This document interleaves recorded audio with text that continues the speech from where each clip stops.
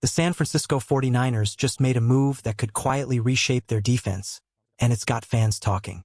A new face is joining the roster, an under-the-radar athlete with speed, size, and a story worth watching. And as Week 10 approaches, there's plenty happening behind the scenes in San Francisco that you need to know. Before we dive into the latest updates, don't forget to subscribe to the channel, like the video, and hit that bell icon so you never miss the breaking NFL stories that matter most. Let's move on to the new news. The 49ers have added a fresh name to their defensive line, Andrew Farmer II, a talented edge rusher looking to make his mark. Farmer played his college ball at Lane College in Tennessee, where he stood out at the Division II level and impressed scouts with his speed and raw power. After going undrafted in 2023, he spent time developing on practice squads with the Chargers and Broncos, quietly refining his game, waiting for his shot. And now that opportunity has arrived in San Francisco. Farmer measures in at 6 feet 3 inches and 250 pounds, and clocked an impressive 4.79 in the 40-yard dash. Not bad for a defensive end built for power. The Niners see in him a mix of agility and toughness, the kind of player who fits their aggressive, downhill defensive style perfectly. San Francisco's defense has always thrived on physicality, and Farmer's versatility gives them one more weapon in that fight. He can line up outside or inside, giving the Niners extra flexibility in their pass rush packages. And as the team gears up for a huge Week 10 matchup against the Los Angeles Rams, every addition counts. There's a lot more to come, including some injury updates and deeper insight into how the 49ers are shaping their roster mid-season. Stay with me because things are getting interesting in San Francisco. Andrew Farmer isn't your typical defensive end. He's built differently. At 6 feet 3 inches and 250 pounds, he's not the biggest guy on the field, but what he lacks in size, he makes up for with raw athleticism and explosive strength. He's got that rare combination of length, speed, and power that makes offensive linemen nervous. In college, Farmer showed exactly why he deserves a shot in the NFL. Over his career at Lane College, he racked up 140 tackles and nearly 20 sacks, proving he can disrupt plays and dominate from the edge. He may not have come from a big Division I program, but he's got that underdog fire, the kind that the 49ers coaching staff, especially defensive line coach Chris Kukurek, loves to see. And when it comes to strength, Farmer's no slouch. Before the draft, he pumped out 25 reps of 225 pounds on the bench press, impressive for a lean, quick defensive end. That strength translates directly to the trenches, where every snap is a battle for control. The truth is, San Francisco's pass rush depth hasn't been the same this season. With injuries piling up and few consistent performers outside of Bryce Huff, the team has been searching for answers. Keion White was a smart addition, tough, disruptive, and versatile, but he's more effective inside at defensive tackle. Now, Farmer brings something fresh to this rotation. He's the type of edge rusher who can stand up, bend around blockers, and explode toward the quarterback. Exactly the kind of speed San Francisco has been missing. And let's not forget, just after the team traded for White, disaster struck again. Defensive end Mike Williams tore his ACL against the Giants. Another major blow to the 49ers' defensive front. So this move isn't just about depth. It's about survival and about finding the next man up who can keep the 49ers' defense dangerous. Stay with me because this story is far from over. Both of the 49ers, starting defensive ends from opening day, Nick Bosa and Mike Williams, are now out for the season. That's a brutal blow for any defense, especially one built on relentless pressure and physical dominance. And while some fans argue that the front office has been aggressive, pointing to trades for Brian Robinson, Sky Moore, and Keion White, context matters. Those weren't luxury moves, they were survival moves. Each trade came when the team was desperate at that position.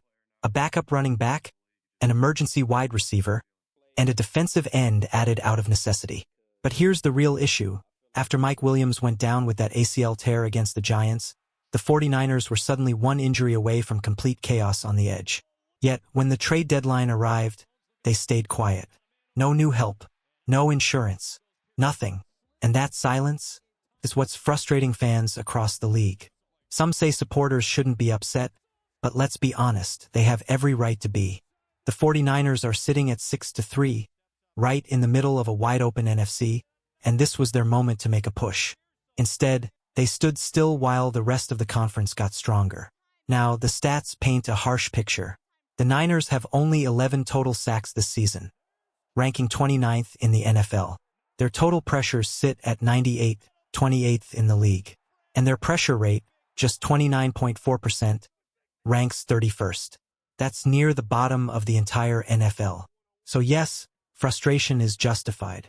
This team could have added just one more reliable pass rusher. Not a superstar, just someone to fill the gap, and it might have made the difference in the playoffs. But now, with depth fading fast and no reinforcements coming, the 49ers' once-feared defense suddenly feels vulnerable. Stay with me because the situation in San Francisco is about to test how tough this team really is. It's not just the fans feeling the frustration. Even inside the 49ers organization, people are starting to question what went wrong at the trade deadline. Veteran reporter Mike Silver, who's closely connected to the Shanahan family and knows the team's inner circle well, revealed that many within the building were disappointed. And not because they wanted a flashy, headline-grabbing move, but because they know this defense, in its current state, simply isn't good enough to survive the stretch run. The truth is, when a defense can't pressure the quarterback, no amount of talent in the secondary can save it. Against elite passers with strong offensive lines, things can get ugly fast. And with both Nick Bosa and Mike Williams out, the 49ers' once fearsome front line suddenly looks exposed. Now, here's what makes it even harder to swallow.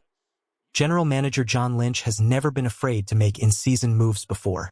He's done it for Jimmy Garoppolo, Emmanuel Sanders, Charles Omenihu, Christian McCaffrey, and Chase Young.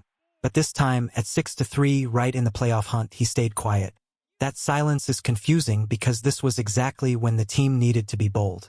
The 49ers didn't have to give up a top draft pick. Even a mid-round trade for someone like Draymond Jones or Arden Key could have added real power to the pass rush. Moves like that don't just strengthen your defensive line, they lift your entire defense. The linebackers, the secondary, everyone benefits when the front can create pressure. Some might say, the 49ers weren't going to win a Super Bowl anyway. But no one truly knows that. This team is still talented, still dangerous.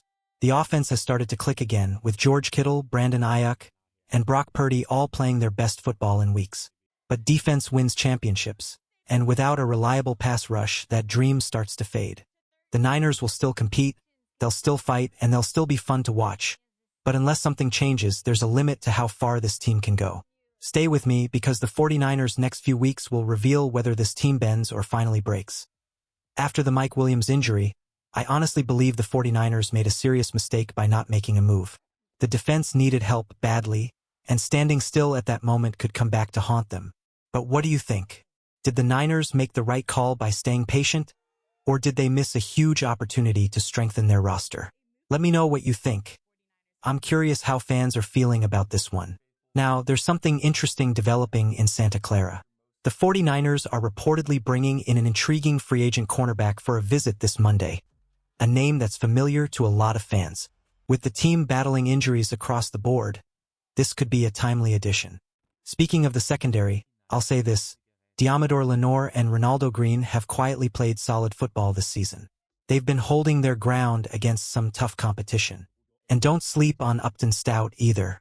He's still a rookie, but his growth has been impressive. Every week, he's looking more confident and sharper in coverage. If the 49ers can tighten things up in the defensive backfield and find one more pass rusher who can get to the quarterback, this defense could still turn things around. The pieces are there, they just need to click at the right time. Stay with me because the 49ers story is far from finished, and what happens next could define their entire. Could the 49ers be preparing for another move, this time at cornerback? It's starting to look that way. According to Ian Rappaport, veteran corner Asante Samuel Jr. is on a busy tour, visiting multiple NFL teams over the next week, and one of his key stops will be in San Francisco. Samuel's journey back to the field hasn't been easy. He underwent spinal fusion surgery last year, followed by a shoulder procedure this offseason. For months, he's battled lingering issues that left his future uncertain. But now, with his health improving, he's looking to make a comeback. And if he's truly recovered, this could be a huge opportunity for both sides. When healthy, Samuel is one of the most talented outside corners in football. Before injuries slowed him down, he posted double-digit pass breakups every year for 3 straight seasons.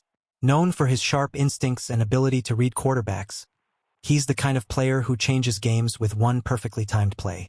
Yes, he's a smaller corner, But the 49ers have never been afraid of that. Diamador Lenore and Renardo Green are proof that toughness matters more than height in San Francisco's defense. If Samuel joins this group and stays healthy, it could give the secondary a serious boost just when they need it most. Last time he played a full season, Samuel earned an impressive Pro Football Focus grade of 73.9, ranking 25th among 128 corners. His coverage grade was even higher at 75.6, with 11 pass breakups and 2 interceptions. Those are starter-level numbers and exactly the kind of production the 49ers need right now. Meanwhile, the injury front continues to be a concern. Ricky Pearsall missed practice again as he recovers from a slow-healing PCL injury. Brandon Ayuk remains uncertain for the season. Head coach Kyle Shanahan says he's confident Ayuk will return, but it's far from guaranteed. Quarterback Brock Purdy is still managing turf toe, though he's expected to take more reps in practice this week. If he's not fully ready, Mac Jones could start again against the Rams, and a win would mean a season sweep over Los Angeles. Several other names appear on the injury report: Bryce Huff with a hamstring issue, Jake Brendel with a hamstring, and Tatum Bethune with a thigh injury, but all are expected to push through. The road ahead isn't easy for San Francisco, but with potential reinforcements like Asante Samuel Jr. and key players inching closer to recovery, hope is still alive in the Bay.